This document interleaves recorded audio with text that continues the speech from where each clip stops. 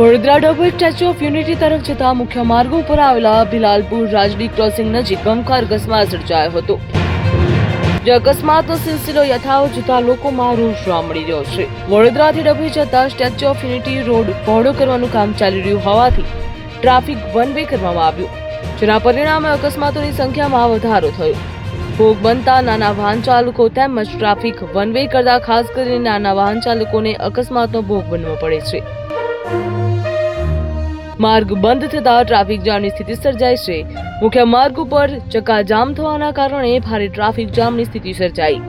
ग्रामजनोनी मुख्य मांगणीना आधारे ग्रामजनोने ढाढर नदी पर ब्रिज उतारवानी साथे ज डिवाइडर तोड़ीने ट्राफिक डायवर्ट करवानी तात्कालिक मांगणी करी।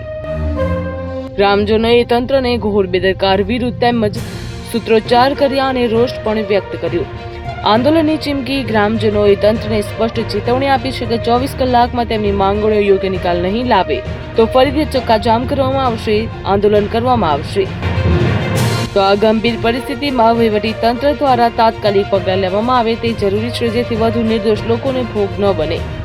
आटली वर्षથી દાદર નદીનો બ્રિજ ઉતરતા જે ડાયવર્ઝન પહેલા હતું તે બંધ કરી દીધું છે અને લોંગ ડિસ્ટન્સ ડાયવર્ઝન આપેલું છે એ બહુ અત્યંત દુઃખનીય છે અને રોજ અત્યાર સુધીમાં 5 એક્સિડન્ટ વળાંક પર મરી ગયા છે લોકો।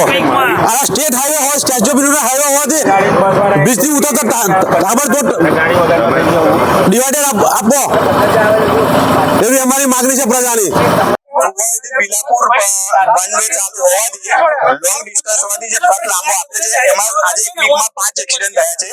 5 એક્સિડન્ટમાં 2 ખુવાઈ ગામના મૃત્યુ પામ્યા છે અને આ લોંગ ડિસ્ટન્સ હોવાથી એક્સિડન્ટનો ભય વધી રહ્યો છે। તો અમારો ગવર્નમેન્ટને એટલી ભલામણ છે કે ડિવાઈડર અહીંયાથી સ્પોટ આપી દો જેથી કરીને એક્સિડન્ટો ના થાય।